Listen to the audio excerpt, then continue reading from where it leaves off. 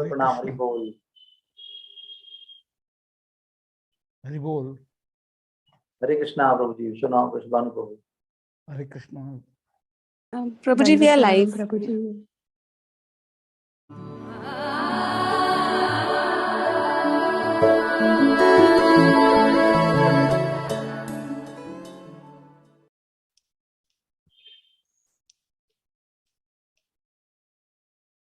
Hare Krishna. Hare Krishna. Hare Krishna. Welcome everybody from Sri Vrindavan Dham. By the unlimited mercy of Radharani and Guru Maharaj and devotees, at this moment I am in Vrindavan Dham, very close to Bansivat and very close to Sri Yamuna Devi, where our today's topic is going to move around.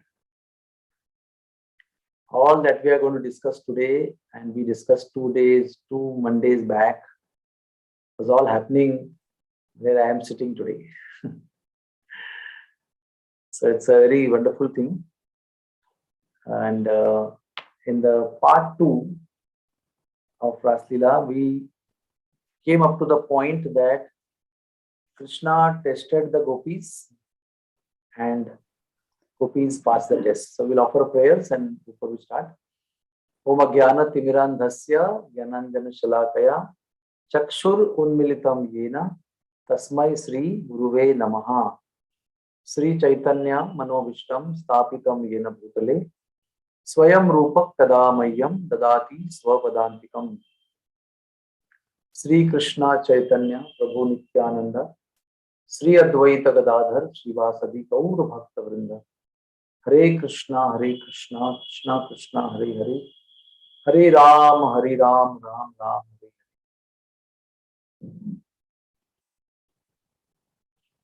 So as it was gap last Monday, we'll just do a small recap of what all the gopis said in short when Krishna told them to go back home. Gopis came in the middle of the night and Krishna said, please go home. So Gopis said, you have played the flute and called us here. You have stolen our hearts. Now you are telling us to go back home to do our duties. Our duty towards you is the highest.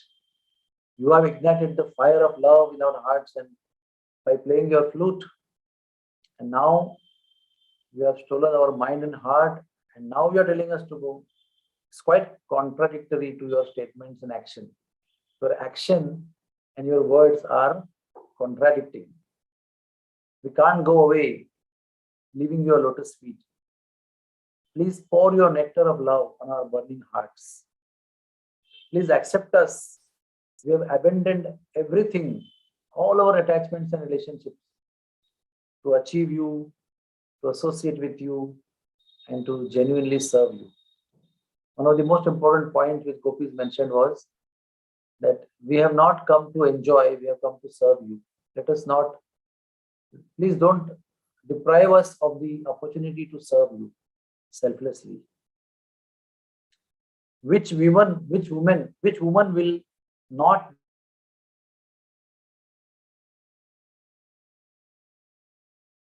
played your flute in such a way to divert our attention from all the objects of our family life. We have taken birth in Vrindavan to just relieve all the Brijvasis of all their distress. And right now we are in distressed condition. Place your hand on our heads.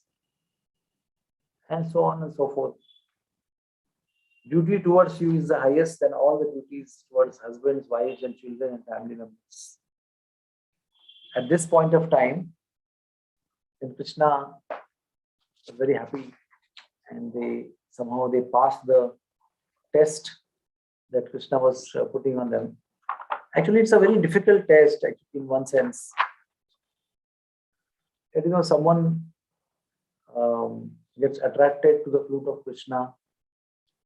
Their parents, their brothers, their husbands, everybody is stopping them and they're running away, giving up all their duties. They look to be very disobedient and rebellious and kind of very adharmic women. But they did all that for Krishna and they left home and they went all the way in the forest. And after reaching them, Krishna tells, now you go back home. Now you have seen the beauty of the moon of Ashwin. You have seen the beauty of Vrindavan, blossoming flowers in the night, chirping birds, the milk-like soothing rays of the moon of Ashwina.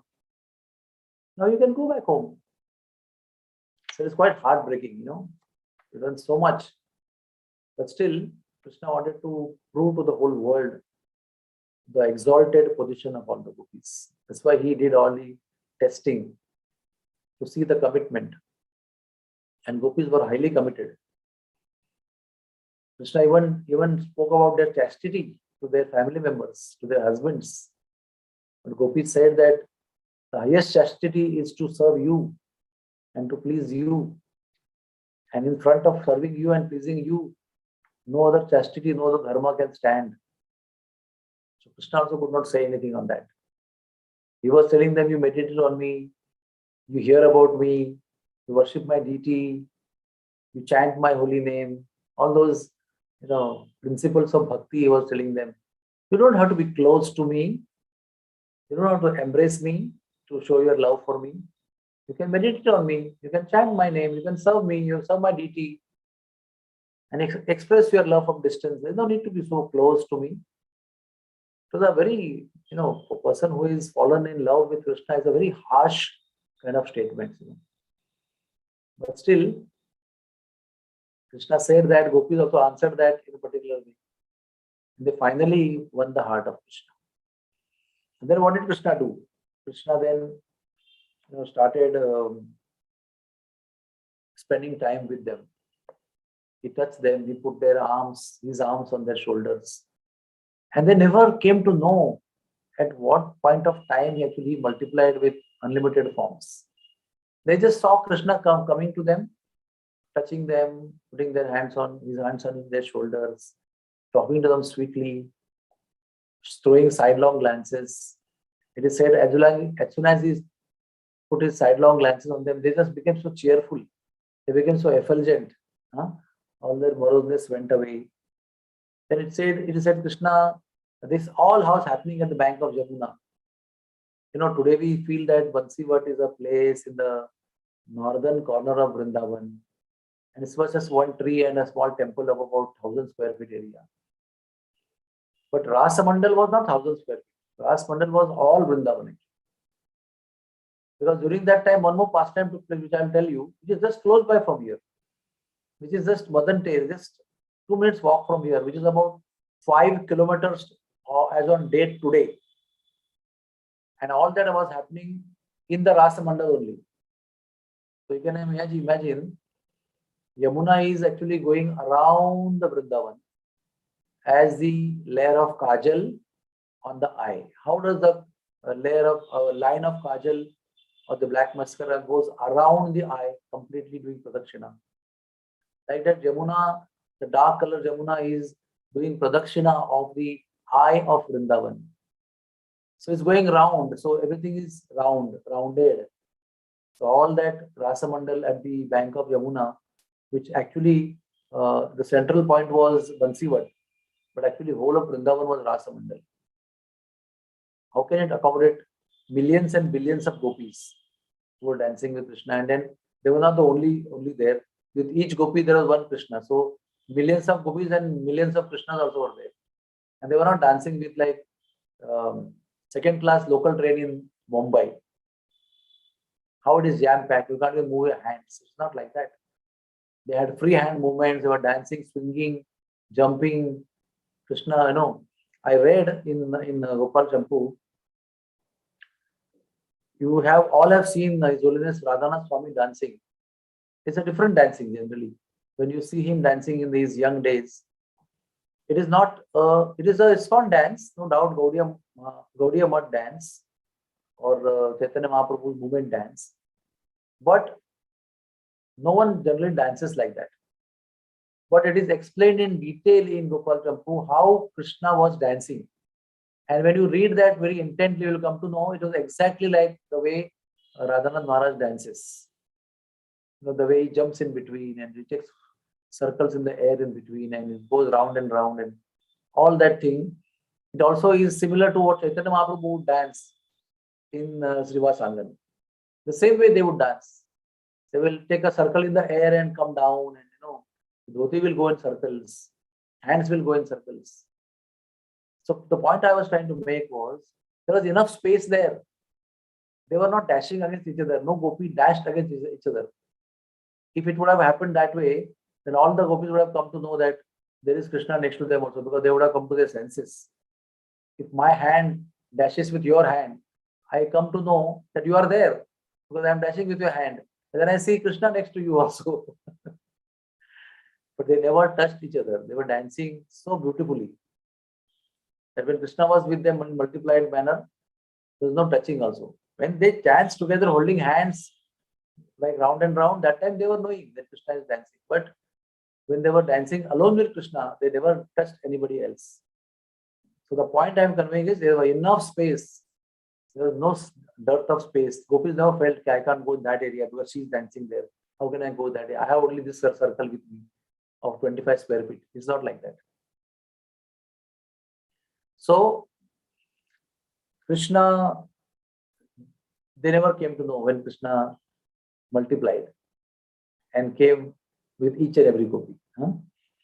Then Krishna, talk sweet words to them. And Krishna sang songs for them. Then gopis sang beautiful songs in response. Then Krishna sang in response beautiful songs. Then they got thirsty. So Krishna got water from Jamuna and fed them water in Jamuna. Then they wandered all over the forest of Vrindavan in the beautiful milk-like moonlight all over the trees, over the Yamuna, over the lotus flowers reflecting. And they really had good time walking with Krishna, having fun with Krishna, talking sweet words of joy, jokings, sidelong glances, exchanging love through eyes and touch. They got tired, then they sat down, and each Krishna, next to each gopi, massaged the feet of gopis. And then they came to the bank of Yamuna again. They sat down and they had good talks to each other. So this went on for a long time. And after some time, that is after a long time, they came to know, oh, look at Krishna. He's only with me. He's not with anybody else. And mind you, that the dance never began at this point of time. Krishna has just multiplied and Krishna is giving individual time, personal association, seclusion association to each and every gopi. And there's so many loving exchanges happening. Singing is there, walking is there, massaging is there, drinking water is there. But they didn't dance. Before that only gopis became thinking, they started thinking that, oh, I'm so special. On the planet Earth, I am so special. Krishna is Supreme Lord, the master of everything. And he is with me. Imagine how fortunate I am, how great I am, how best I am amongst all the women on the earth. Wow. I am so special and I am the best woman on earth. This is what they started thinking. Because of Krishna's extraordinary attention to them.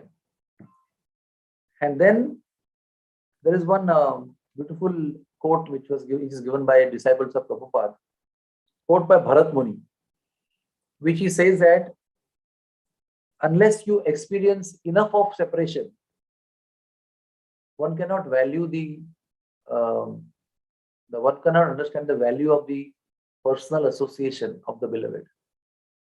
If one hasn't experienced enough of separation from the beloved, then he doesn't understand the value of meeting. So this is the formula of love. Even there are many share in Urdu, which says that if there is enough waiting, then there is so much joy in meeting. If there is no enough waiting, there is no joy in meeting. I also suddenly made a English share. If there is no enough waiting, there is no joy in meeting. So the Lord as soon as he sensed that pride in each gopi, it was not a pride like our pride. Like our pride, I'm so beautiful, I'm so handsome, I'm so attractive, my hair is so long and beautiful, and my eyes are so beautiful. It is not that kind of pride. It's a spiritual pride. But still, pride is pride, if it is spiritual or material. And the point is that whether pride is spiritual or material, Krishna doesn't like it. That is more important than what kind of pride we have. Krishna doesn't like material or spiritual pride. And that too in his devotees, he doesn't like it at all. Because when he sees the pride, material pride in the non-devotees, he just hands them over to Maya. You look after them. Maya will take care of them. But when he becomes a devotee and he becomes proud of something, material or spiritual, Krishna is concerned, so much concerned about the welfare of his devotees. And acharyas and great souls, I have personally heard from great souls that pride, अहंकार जो होता है वो कृष्ण को बड़ा दूर कर देता है, हमसे कृष्ण को दूर कर देता है. Krishna goes very far away as soon as ahankar comes. Our ahankar and our dear Lord Sri Krishna, they can't stay together. It's like two co-wives in today's world cannot stay together. It's not possible only. How can you keep two co-wives in the same house where you are living? You have to go to the separate place to meet your co-wife, and you have to come home to meet your original wife. So it's as much incompatible, immiscible as that to have our own pride and our Sri Krishna staying together. It's not possible. So either you choose your pride to have, or you choose Krishna to have. You have to give up your pride and have Krishna, or you have to give up Krishna and keep your pride. So Krishna left them immediately, because this is the proof that as soon as pride enters, Krishna leaves. And he goes far away. And he becomes invisible. He becomes impossible to attain or to meet after that. That kind of disappearance is there. And the second thing is, Krishna wanted to relieve his gopis because they were very dear to him. They had just passed their test. So Krishna wanted to relieve his devotees of their pride. Krishna wanted to see them purified. That's why he went away. And the second reason which Acharyas tell, he went away to exhibit his renunciation, Vairagya. Krishna is supremely Vairagi, supremely renounced. That is his sixth opulence. One of the most prominent opulences of Krishna is Vairagya. He is not attached to any of the devotees or any of the people in the world. Although he loves everybody, he is not attached to anybody. So these are two reasons why Krishna disappeared. Now you can see, as soon as Krishna disappeared, everybody came to know Krishna disappeared. They were all with him, enjoying such intense, intimate adan pradan, give and take. They didn't even realize that there was somebody else around them. They only were so absorbed that they forgot everything. Even the fellow gopis also they forgot. They were so absorbed. Krishna's association was so captivating. So suddenly they came to know that the world has become void. The beloved has gone. And when they realized that the beloved is gone, they came to the cognizance of the fellow gopis. That time they first perceived, oh, they also exist next to me. And they met each other. And they were very, very intently telling each other, Krishna was with me. Leaving everybody else, he was with me. And the fellow gopis also said the same thing. Leaving everybody, Krishna was with me. And everybody said, there's a big noise there. And he was with me, he was with me, he was with me. And soon they came to know that he was with everybody. Soon they came to know he was with everybody. Such an amazing thing it is. And that really humbled them. And whatever so-called pride was there in their heart of their exclusive existence, that pride went away. And now they were sad. And they were thinking why we are becoming proud, why we became proud. See, because of our foolishly becoming proud, we lost the association of Krishna. How foolish we are, how mad we are. I think my bandwidth is low. Please bear with me. May come back again. So they were now remembering his sweet smiles, his movements, his gait like a mad elephant when he was walking with them, his sidelong glances, his enchanting, pleasing talks, which was so much pleasing to the hearts of लहान his. असेल charger. Hare Krishna. तो the charger light असेल पाहिजे. This phone is not suitable for viewing while charging.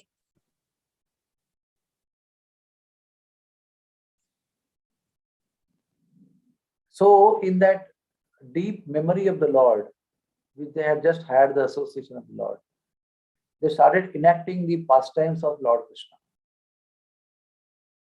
Now, there is one important point to learn here. The easiest way to associate with Krishna is by remembering him. Same thing Uddhav also experienced, that gopis were in so much separation from Krishna when he went to Mathura.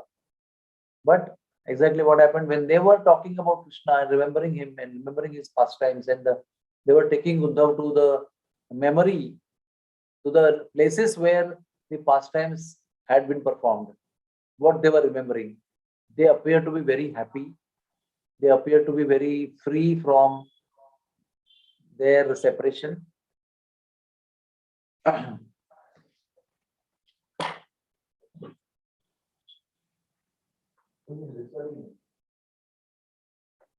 So that was the proof. Even Uddhav did not disturb them because he thought there is so much of pain of separation, and now they appear to be happy as if they are meeting with Krishna now, as if their beloved is meeting them. So it didn't disturb them. And 6 full months the gopis were taking Uddhav from place to place, talking about Krishna, remembering of Krishna, what he performed this place, that place, this is where we did what. So remembering Krishna is the most powerful thing in our life. Please understand this. We need to learn how to remember Krishna. And the easiest way to remember Krishna is to chant his holy names. And that is difficult. We are not in concentration. Then listen to Krishna's pastimes. The whole description now onwards, which I'm going to tell you, is all about pastimes of Krishna, which gopis are remembering and repeating and narrating.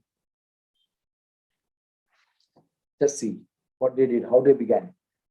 They were so absorbed in remembering Krishna that they forgot everything and they were actually feeling that they were Krishna only. Like first, what they did,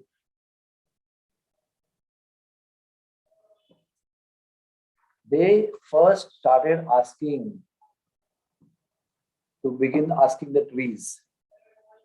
They were taking names of the trees: Ashoka, Naga, Punnaga, Champaka. Have you seen our Krishna? Oh, Tulsi Devi, you are so dear to Krishna. You must be knowing where Krishna is. They were asking Tulsi Devi. Then they asked Mother Earth. Oh, Mother Earth, you are all over spread, everywhere. And Krishna is putting his lotus feet on you somewhere. You must be definitely knowing where Krishna is. Please, oh Mother Earth, please tell us where Krishna is. Because you are surely having his 2 lotus feet on your chest, everywhere, wherever he is going. So there's no place where you are not existing. Then, oh wife of the deer, have you seen our Lord Achyuta walking with his beloved, bringing great joy to your eyes? Oh trees, we are seeing you. We are seeing you that you're bowing down. That means our Lord Madhav must have just passed by you. That's why you're offering obeisances to him. Please tell us which direction he went. So, Ramya Devata, Vanya Devata, she deers, Mother Earth, trees, everybody we were asking, singing songs and asking. And then suddenly, being distraught and fatigued by asking these questions to non-replying people, like the Ramya Devata, Vanya Devata, trees, and the Prithvi, suddenly they began to enact his pastimes. One gopi imitated Putana, another acted like a baby and pretended to suck the breast. Another gopi imitated infant Krishna and kicked the gopi who were playing as a cart. So one gopi was playing a cart. So one gopi enacted as Krishna. So she kicked and the cart broke.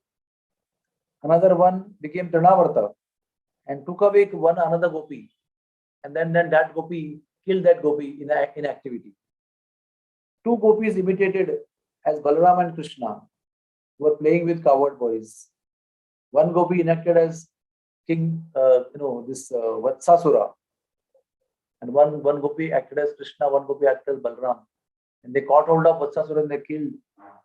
Then one of them killed Bakasura, acting as Krishna. When one gopi perfectly imitated how Krishna would call the cows, can you imagine now? Krishna calls his cows, and gopis very well knew how he calls his cows.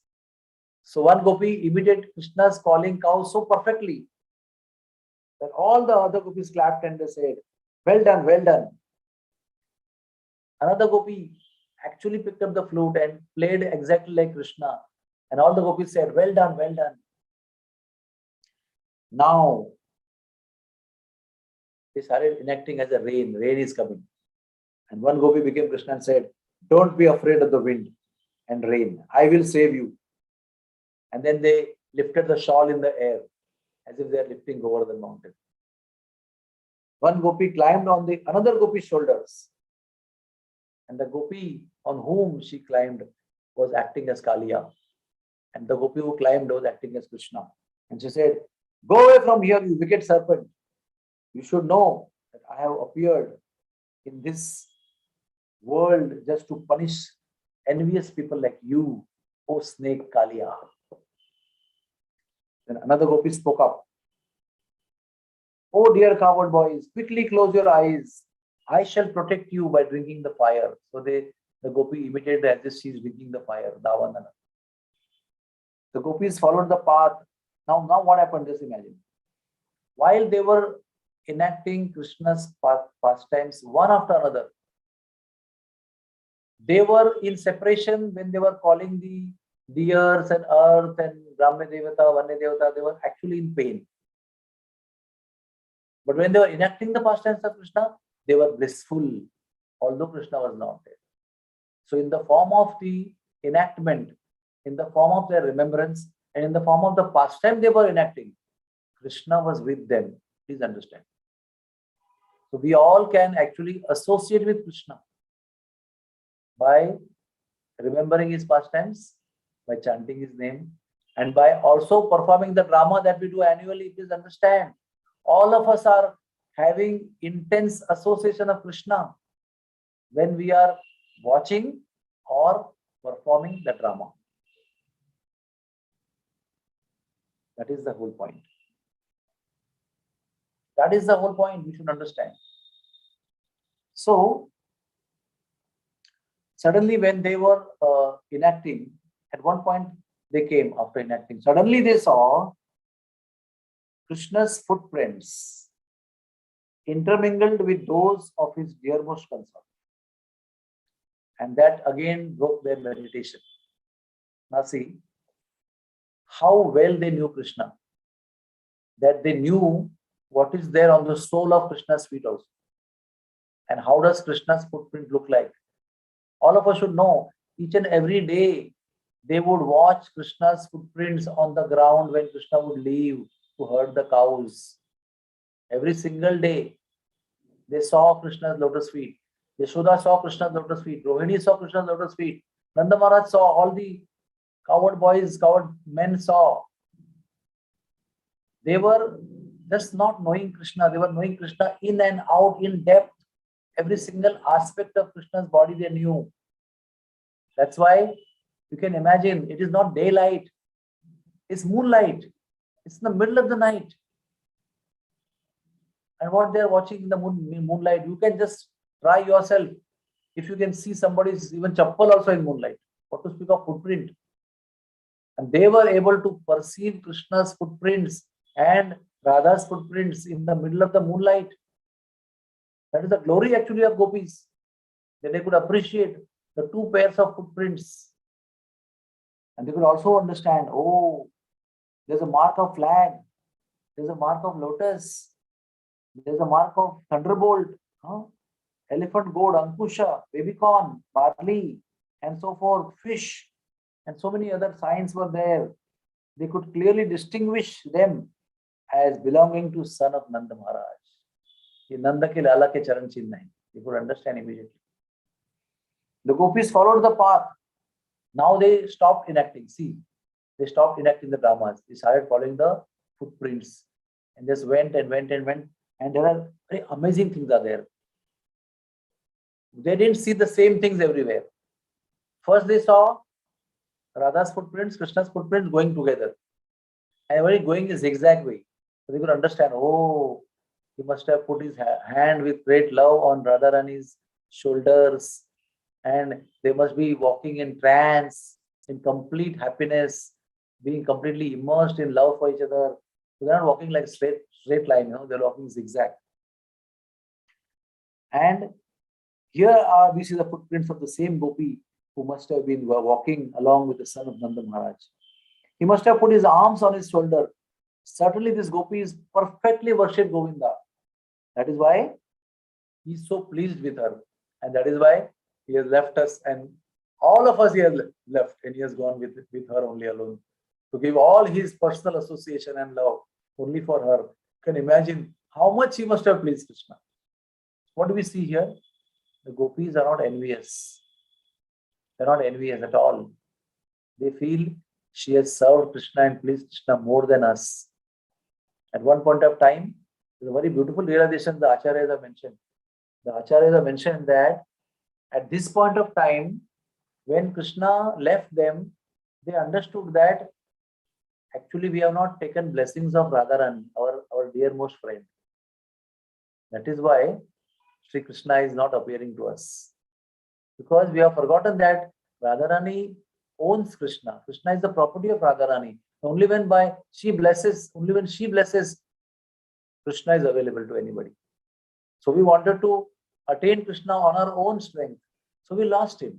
We are not capable of attaining Krishna and maintaining of Krishna's association on our own strength. We need Radharani's blessings, and we did not take that. That's why we lost Krishna. And see, to prove our conviction, Krishna is now with Radharani alone because he is her property. Now they are going ahead. My dear friends, you see, the footprints are of a special gopi. They are really disturbing to us. She alone has taken away Krishna to a secluded place, and she's enjoying Krishna's association. We now cannot see her footprints any longer.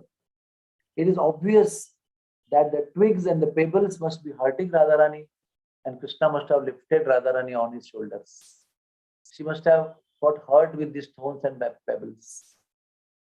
And then look at this place. Krishna's footprints are pressed more deeply into the ground. Surely it is because Radharani is on his shoulders, so his weight has increased. So his footprints have gone deeper. And now they go over here. See, the intelligent boy has put her down to gather some flowers. He has left the impressions of only the front of his footprints. Now see, think properly. First they see two footprints, then they see one pair of footprints deeper. That means Radharani on the shoulder of Krishna. Then they find two footprints, but one footprint only half and much deeper. That means Krishna has raised his heels to pluck some flowers for Radharani's decoration. So he is raising his heels, so his half footprint only is there and it's deeper, and he is plucking flowers. And then again there are two footprints. So they say Krishna must be decorating Radharani's hair over here. And then again there is description by Shukdev Goswami that Krishna really gave lot of personal attention to Radharani and spent really good variety of time doing variety of activities all over walking with Radharani. And then suddenly she feels proud. She feels that, oh, I never walk so much. My father never makes me walk on the ground like this. I'm always in my palace. And today you have made me walk so much. I'm feeling so tired. Now you please Do something. So Krishna senses that pride in her. She also felt that she is so special that he has left everybody and he has only been with her. And it was a fact. About the gopis, it was not true. He was with everybody. He has not left anybody. But about Radharani, it is a fact that he has left everybody. Everybody is crying there in the forest. And here Krishna is only with Radharani. So Krishna, when he sensed that pride in Radharani, Krishna said, okay, you climb on my shoulders. I will take you. And he sat down and she was about to climb on his shoulders and he disappeared. And she raised her foot to put on the shoulder of Krishna and there was no Krishna there. Now, our acharyas, they give very wonderful explanation about this activity of Krishna and Radharani also. See, Radharani's heart is full of compassion. The prime quality of Radharani, of course, is love. But that love is always overwhelmed by compassion for others. Please understand, when the love is mature and love is super mature and over mature, it is covered by compassion. The compassion is higher than the love also. It appears that way. So Radharani was feeling, oh, see, my all beloved friends are bereft of the Sangha of Krishna. Because I am with Krishna. So I am actually making all the gopis become bereft of the association of Krishna. And she felt very bad for them. And she knew that they are all crying in the forest, talking to creepers and trees and birds and Vanya Devata, Gramya Devata, Prithvi and everybody. So she wanted to go back and pacify them. That is why she acted as if she was proud. She wanted to go to them and be with them and console them, assure them that Krishna will come. That is why she acted like that and she left. Krishna disappeared. And when she lost Krishna's association, she started doing akrosh, loudly crying, wailing actually. And gopis heard that.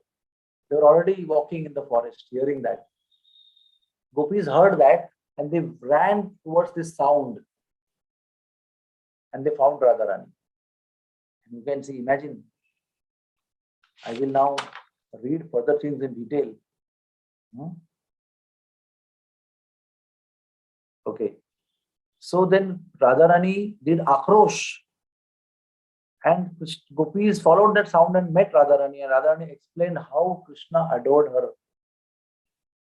And how Krishna was giving her association personally. How fortunate she was. And then all of them cried together. Because all of them now lost association of Krishna. Then they actually bathed Radharani with the honey coming from special flowers. They bathed Krishna with scented waters, Radharani with scented waters. They showered flower petals on her to pacify her fire of separation. And then they all started searching Krishna together. Now, before they were searching without Radharani, now they started searching Krishna together with Radharani. And this is our chapter number 31. I think that is 31 chapter. Chapter 30, Gopi search for Krishna. Yeah, chapter 31 is Jayati te dhikam janmana vraja shrayata indira shashvadatrahi. This is chapter 31 of Srimad Bhagavatam. Ras Panchayadi, Panchadhyayi, third chapter. This is Gopi Geet. And what do I tell you? This particular chapter can take lectures after lectures after lectures. All Mondays will be finished in this one. Such a deep heart of Srimad Bhagavatam. Was this Pranay Geet? Was this Venu Geet? Then there is Pranay Geet. The gopis are, when they are calling all the trees, and that's called Pranay Geet. So it is said the Pranay Geet actually is the heart, the consciousness, the feelings, the love, emotions that gopis had for Krishna. That is expressed in Pranay Geet. So if you want to read, anybody wants to read the heart of gopis, they should read the 30th chapter of 10th canto. That is called Pranay Geet. And then when they are calling out and they are feeling separation and searching for the Lord, that is 31st chapter. That is Gopi Geet. Now see the word Jayati te dikam janmana brajaha. We should at least discuss 2-3 verses, if not more. The Gopi said, "O beloved Krishna, your birth in the land of Braja has made it exceedingly glorious." First point they made. That we are grateful to you for your having chosen Braj Bhumi Vrindavan Dham as your birthplace. Just by your appearing in Braj Bhumi, the Braj Bhumi has become exceedingly Jayati te adhikam. Janmana Brajaha. In Braja, you have taken Janma. That's why the Braja Bhumi has become adhikam glorious. Adhikam Jayati. And then what they say? Shrayata Indira Shashwadatrahi. So much so that the goddess of fortune, Indira, that is Lakshmi, she has chosen to always reside over here. You know something very interesting factor. When did Lakshmi actually enter Vrindavan Dham? The time when Krishna appeared in Devaki's prison house. At that time, Krishna ordered Lakshmi to go to Gokul and spread your glories and spread your Aishwarya. Well, I'm going to very soon reach there. I want all the opulence over there. So when Lakshmi ji actually left from the Karagruha area, she crossed Jamuna actually. At that time, one of the reasons why the lotus flowers blossomed, because they saw their mistress Kamalini Devi, Lakshmi Devi, who herself holds a lotus in her hand. And her name is Kamalini also. And also she stands on lotus flower also. So that Kamalini, their master, their mistress, she was going across Jamuna. That's why all the lotus flowers blossomed. And then from there she crossed Jamuna and went to Gokul. And Gokul became extraordinarily opulent. And since then, she never left Gokul and never left Vrindavan. Wherever Krishna was, she was accompanying. Wherever Krishna moved from Gokul to Vrindavan, from Nandagaon to Barsana, wherever he went, Lakshmi Devi resided in Brajbhumi eternally. That is why the gopis are confidently telling that Shrayata Indira Shashvadhatrahi. What is the meaning of Shashvadhatrahi? Surely, Shashvat. Is confidently they are saying that she is residing there. Then they say, Daita Drishyata Dikshutavaka. They say that we maintain our life heirs only for you, my Lord. Please give darshan. We are searching for you everywhere. Your devoted servants. It is only for your sake. Your devoted servants, we maintain our lives and life heirs. We have been searching for you everywhere. So please show yourself to us. Vaidruta swata tvam vichinvate.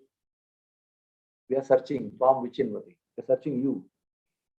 Sharadudashaye sadhujatasa sarasijodara Sri Mushadrisha Suratnatate Shulkadasita Varadanignato Neha Kim Vadaha. O Lord of love, in beauty, your glance excels the world of finest, most perfectly formed lotus within an autumn pond. See, in autumn, all the ponds are filled up with lotus flowers. And the best of all lotus flowers, finest of all, perfectly formed, it is compared to your glance. The beauty of your glance is like the perfectly blossomed lotus in an autumn pond. Sharada Udashaye. O bestower of benedictions. O who bestows benediction to all. You are killing the maid servants who have been themselves given to you freely, without any price. Neha Kim Vada. Haven't you murdered us? We have given you ourselves without any price. 100% we have offered yourself, sacrificing everything that is attachment to us. and you have left us. That means, is it not a murder that you're doing? Anyway, this goes on like this, and then the beautiful verse comes. Tava kathamritam tapta jivanam kavibiriditam kalmashapaham Shravanamangalam Srimadattatam Bhuvi Brunnanti Te Bhurida Janaha. How wonderful the gopis are. They are expressing their gratitude to all those who are distributing Krishna actually. We'll discuss that. Tava Kathamritam Tapta Jivanam. They are expressing now, oh my Lord, our beloved Krishna, your stories, your pastimes, your leelas are the life of all people, life saviors for those who are burning in separation, burning in pain of the material existence. Tava Kathamritam Tapta Jivanam, those who are burning in the fire of birth and death of the material world. What a solace your Katha gives. It's like sprinkling the drops of Amruta. It's like a refreshing moonlight falling on the burning heart, pacifying the hearts of people. Because they had just experienced that few minutes ago, when they were themselves enacting Krishna's pastimes. They had felt that solace themselves only. So they're talking about realizations. That your Katha is like Amruta, and it is the solace of all burning souls, burning hearts. And the nectar of your words and descriptions of your activities are the life and soul of those suffering in the material world. These narrations, these leelas, transmitted by the learned sages, eradicate one's sinful reactions and bestow good fortune upon all the people who hear them. So this is the important point. However miserable we all of us are, or we may be, or we have been in the past, what can relieve us and will relieve us and is relieving us is Krishna's wonderful pastimes. We haven't tried it yet. We only have heard it in theory. But we have not practiced it when actual misery comes, when actual difficulties come. Do we run to Krishna's pastimes? Do we run to Krishna's holy names? Do we run to the devotees? Very rarely we do that.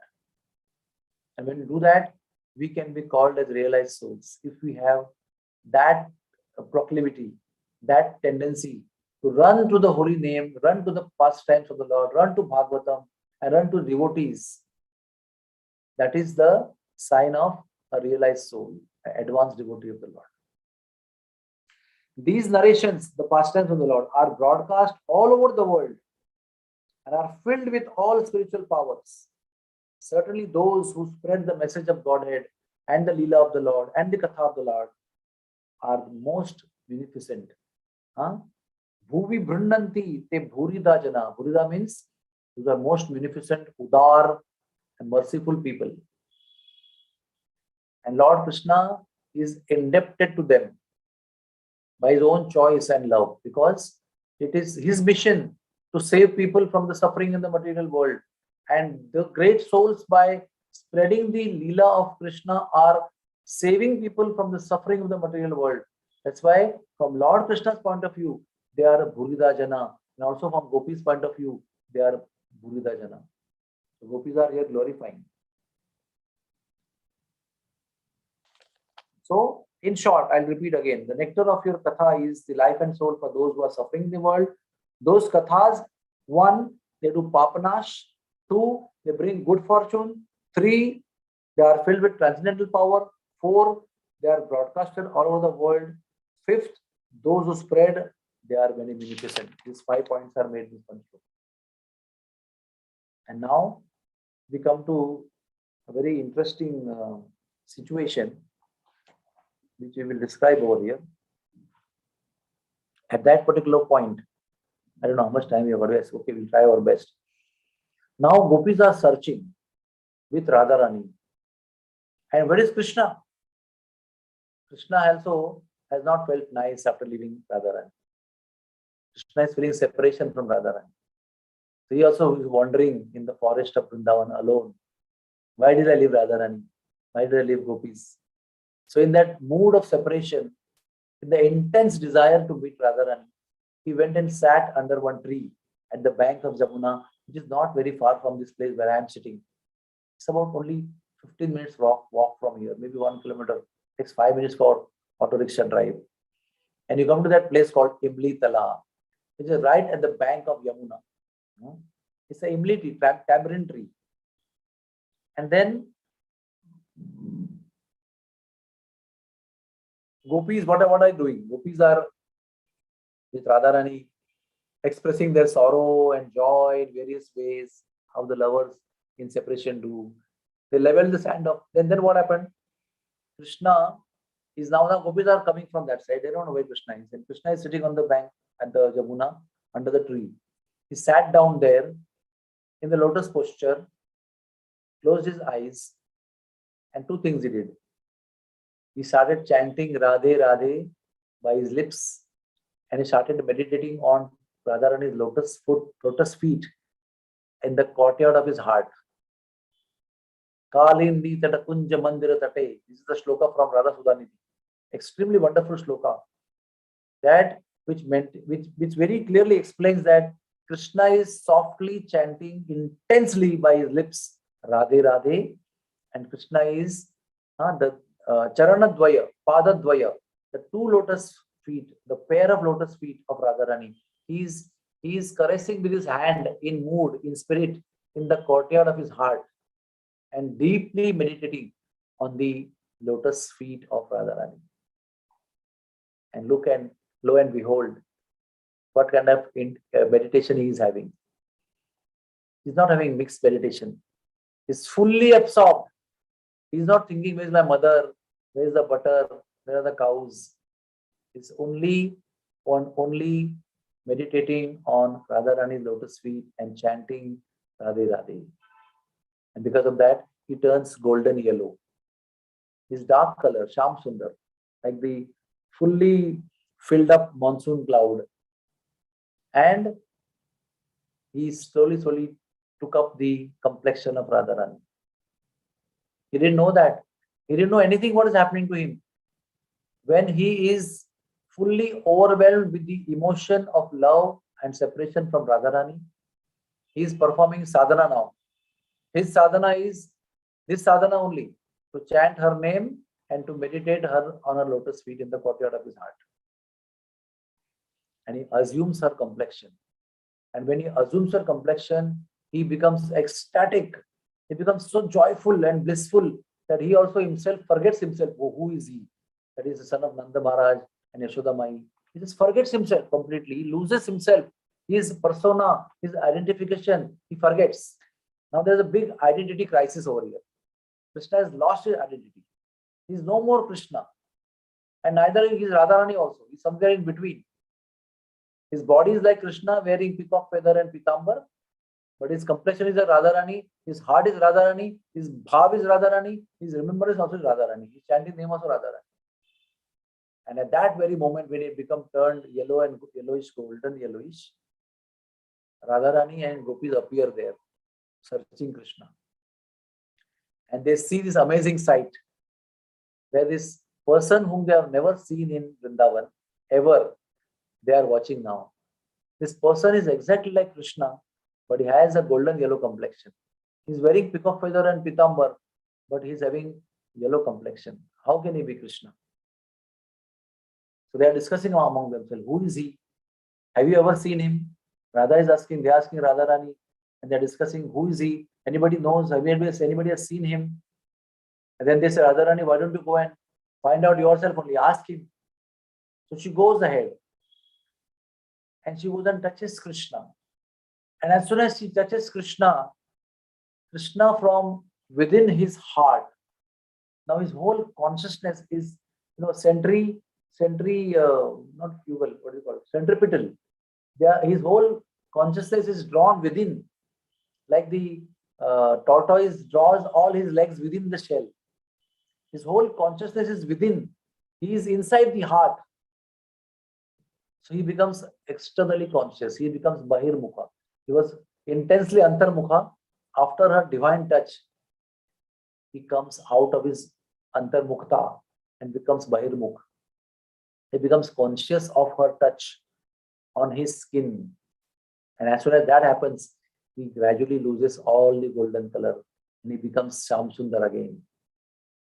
To prove that he is Krishna only, he is their dear Sham Sundar only, he is nobody else. But they were bewildered. What has gone in between to make him like this? What is all the secret all about? So Krishna opened his eyes finally, breaking his meditation. Immediately she asked, what happened to you? What is the secret? Please let us know. How did you assume this form, which all of us we saw? It which has disappeared now. Then he explained that when I was thinking about you in deep separation and love, I experienced ultimate ecstasy, which I love you and I have already experienced ecstasy of your love so many times. It is not new to me, but this what I experienced today was new to me. It is all because I assumed your mood. I became you in one sense. I became you in one sense. And now I declare to you right now only, I will become this like this again. All this happened because I assumed your mood. Now I want to assume your mood, not for 1 hour or 15 minutes or 20 minutes. I want to assume your mood and understand what is it all about. Why I am so attracted? What is there so much in that ecstasy which you are experiencing every time, every day, every moment? I understood that what you are experiencing, I am not experiencing, although I love you. What you experience, I am not experiencing. You are experiencing something extraordinary, which I just tested for a few moments, and you interrupted it by coming in between. Now I am more hungry than before. I promise you that I will take your mood, I'll take your bhav, I'll take your pravrutti, and I will come back again separately on one point agenda to know you, to know your love for me. So Radharani was Yakul. She became totally intensely emotional. She said, oh, you are going to accept my mood and assume a different form? I'm sure you will become mad. You will fall down in thorns and pebbles and stones. You'll become crazy. You'll not have any control over your existence. And I can't even imagine you in uncontrollable ecstatic situation hurting yourself. So I also promise you when you come like that, because you are independent, I know you will come in your own independent desire with my mood. So I will cover you that time with my complexion so that you will not hurt yourself when you will fall in the stones. I'm sure you will fall in waters of Jamuna. You will fall from the tree branches on the ground and you will fall in unknown places. You don't even know. Your soft butter-like body will be hurt. And that's how Sri Chaitanya Mahaprabhu actually appeared in spirit on that day. He actually appeared on that day only in spirit to manifest in next Yuga, in Kali Yuga in 1496. But the conceptual birth of Chaitanya Mahaprabhu took place on that day. But that was second time. The first conceptual birth of Chaitanya Mahaprabhu took place in Pili Pokhar, where Krishna became totally yellow by entering into the pond. That time he didn't say anything. This time he said everything. That time it was incognito. It was all in guesswork only. But His Holiness Barsana Maharaj says that that is the first time he actually conceptually gave birth to Chaitanya Mahaprabhu. But at this time, he obviously and officially said that I will come like this. So this pastime took place when the gopis were searching Krishna. So now they have found Krishna, right? So what they did? They expressed their joys and sorrows. Joy of meeting him and sorrow of searching him in various ways. You know how when the lover meets a beloved for a long time, she or he will get angry. You didn't come. I was mad. I lost my hair. I pulled my hair out and I was crying and I lost my mascara. I lost my makeup. I lost this. I lost that. My sari got spoiled and you didn't come. And then again they will become happy that you have come now. I'm so happy. So in various ways, Radharani and gopis express their joy and unhappiness together. Then they leveled the sand at the bank of Jamuna by their hand, and they spread their cloth on the shawls on the sand of Jamuna, tinged with kumkum of their own body, because their bodies are smeared with kumkum, aguru, and chandan. So they removed their shawls. The shawls had all the tinges of chandan, kumkum, aguru, everything, all scented materials, colorful scented materials, and that was spread on the ground, and Krishna was made to sit on that. And they worshipped, gopis worshipped Krishna sitting on the bank of Jamuna. Krishna was again, without each one knowing, Krishna immediately multiplied himself into many forms to accompany each gopi as single. And each gopi worshipped Krishna. They thought Krishna again with me only. No one knew it. Gopis expressed their anger and asked a very embarrassing question to Krishna. That is in chapter number 32. I would like to take you to the chapter before we close today. In this 32nd chapter, on the shloka number 16, this question is asked. See, gopis are very intelligent, no? What they are saying is, the shloka is like this: Bhajato anubhajantya aneka eka etad vipaparayam nobayamscha bhajantyeka etanno brui sadhubho. Asking as if they are posing a question, but that question is like a taunt to Krishna. The gopi said some people reciprocate the affection only to those who are affectionate towards them. They are talking in a very general line, but there is quite a good punch for Krishna in that. What they say, some people only love those who love them, or reciprocate their love. Listen to this very carefully, whatever you are doing. While others show affection to even those who are not showing any love for them. In fact, they may be inimical to them, or they may be indifferent to them. Sometimes it's like one-sided love. You keep loving, and there's no response on that side. But some people keep doing that. And some people are further advanced, that even those who are inimical to them also they love. This is called Uttamadhikari. Uttamadhikari means they don't differentiate whether any reciprocation is there or not there. They just love, that's all. To enemies, to friends, to devotees, to non-devotees, to lower living entities, non-human beings, everybody they love. And yet others will not show affection to anyone. That means there are some extremes of people showing love to everybody, and there are some who don't show love to anybody. Dear Krishna, please explain properly this matter to us.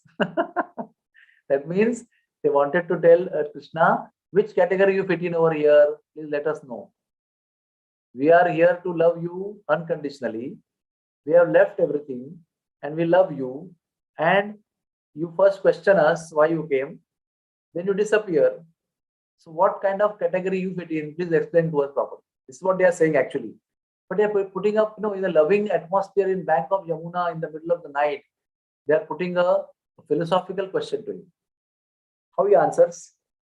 Krishna also is very, very intelligent person. He says, so-called friends who show affection to each other only to benefit themselves are actually selfish. That means when you reciprocate and then you love, that means you are fruitive. You love only when you get reciprocation. So they are very selfish. They only are looking for their own pleasure. They have no true friendship, nor are they following the true principles of religion. Indeed, if they did not expect benefit for themselves, they should not reciprocate. Indeed, if they did not expect benefit from them for themselves, they should not reciprocate. The next he says, "O gopis, some people are genuinely merciful. Unlike parents, he says, naturally affectionate. Such persons who devotedly serve even those who fail to reciprocate to them are following the true, faultless path of religion, and they are true well-wishers." That means now he is justifying.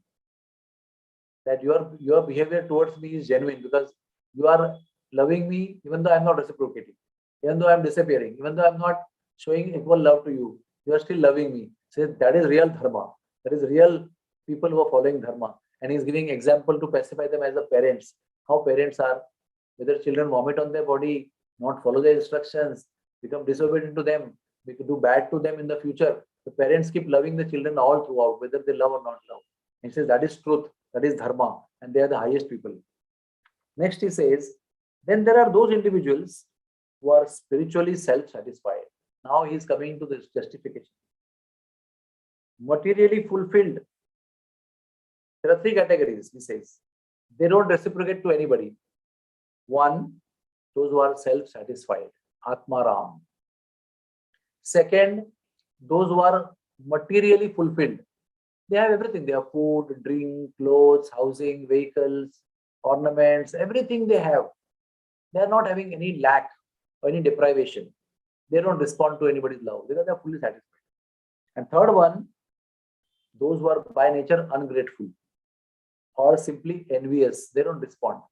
But they're very selfish and they don't respond to anybody. They just take, and take. Such persons will not love even those who love them. What to speak of loving enemies? They can't love enemies at all. They don't even love the lovers. What to speak of loving enemies? And finally, 32nd verse, he says, 22nd verse.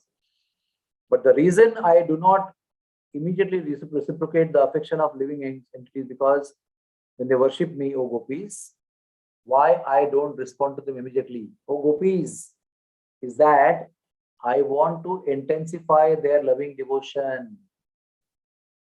Then they become like a poor man who has gained some wealth and they have lost it, and who thus becomes so anxious to have it and they think of nothing else. So now Krishna is justifying why he left. But they wanted to know why he left. They wanted to know, why did you go? Then we are with you, we have given everything, you should have been with us, but you left us. So Krishna is saying, just to increase your intense love for me, just to make you feel longing for my love and value my love, I disappear. Next loka he says, my dear girls, understanding that simply for my sake you had rejected the authority of worldly opinion. That means you have given up dharma actually in one sense. For myself. You have also given up the authority of Veda injunctions. You have also given up injunctions of your relatives also. That means what all you have given up? Worldly opinion, Vedas, and family members. Everything you have given up. I acted as I did only to increase your attachment to me. Even when I removed myself from your sight, by suddenly disappearing, I never stopped loving you. Therefore, my beloved gopis, please do not harbor any bad feelings towards me. I am your beloved. Do not misunderstand me. That means you may think that I was enjoying when I left you. No, I was also suffering because of a separation. And I didn't give up loving you. But I did that only to intensify your love for me. And then to prove his statement. See, now this can be a kind of a justification. मैंने ऐसा किया तो कारण उसका ये था. Don't misunderstand me. This is the reason behind it. But he has to now justify, substantiate his statements that he really loved them. What he says, this is important. न पारयेहं निरवद्य संयुजाम स्वसाधु कृत्यम विबुधायुषापि वः या मा भजन दुर्जर ग्रेह श्रृंखलाः संवृश्च तद्वा प्रतियातु साधुनाम. This is the most important verse of this chapter. The last verse of chapter number 32. We have not got time to go in depth of these chapters. I'm sorry for that, but nonetheless, this last verse is so important. Even in lifetime of Brahma, please listen to this meaning very carefully. Last verse. Even in the lifetime of Brahma, I will not be able to repay your love. By saying this also, Krishna is expressing the love for them.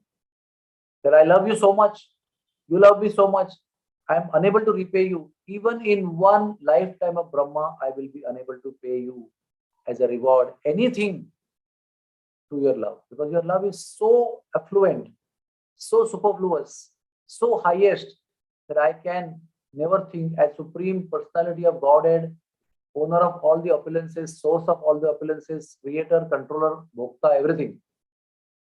Still, I cannot imagine of repaying or rewarding your love. Please understand. Our relationship is beyond reproach. Nobody can fathom the depth and the expanse and the intensity of our love between each other. Durjara Greha Shankala, you have given up for my sake the most difficult to give up. What is that? Family bondage. Nobody can give up family bondage. It is very difficult. However, we say, whatever we want to say, nobody can give up family bondage. But you have Durjara, that difficult to give up situation. You have given up for me. Now, be content with your own loving activities. Please be happy only. Whatever you are doing, be happy in that only. Because I can't reward you in place of that, in response to that. So, in doing what you are doing, please continue what you are doing as my reward. My reward will be requesting you to continue what you are doing. That's all. It's a helpless condition. Niravadya Sanyujam. Your heart is free from deceit and duplicity. Radhanath Maharaj one time told me why Krishna loves Brijvasis so much. Because their heart is free from duplicity and deceit. No cheating and no duplicitous behavior. Straightforward, clean, transparent heart wins the heart of Krishna. Swasadhu Krityam, I cannot myself compensate you enough. I am unable to properly compensate you for your love for me. Vibhuda Ayushapi, even in life of demigods and Brahma, I cannot imagine of paying you. So this is what the heart of Krishna is. This is what the heart of gopis is. And this is how Krishna glorifies the gopis. Finally, Krishna is proving here that gopis are the highest and I am subordinate to them. I am not their master. They may feel I am Gopinath. They may feel I am master of their life, but I don't feel like that. They have offered everything to me as I am their beloved. But I don't deserve to be their beloved because I don't repay their love. I can't repay. I can't enough compensate their love. I can't reciprocate to them. He feels helpless. He's expressing his helplessness. Never ever Krishna has expressed his helplessness anywhere in the whole activities and leelas and creation everywhere, anywhere. This is the only place where Krishna is utterly expressing his emotional helplessness in front of the power of love of gopis. The power of love of gopis is so strong that it is overwhelming the most powerful personality in the creation, that is Krishna. The most powerful person in the whole creation also is overwhelmed and is weakened and has become helpless.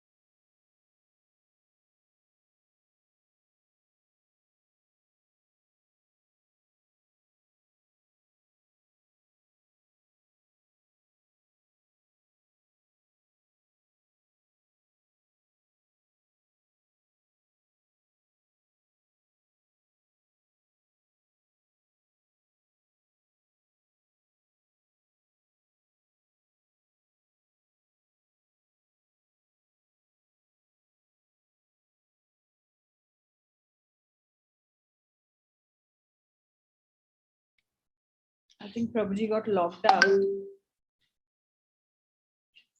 you joining us.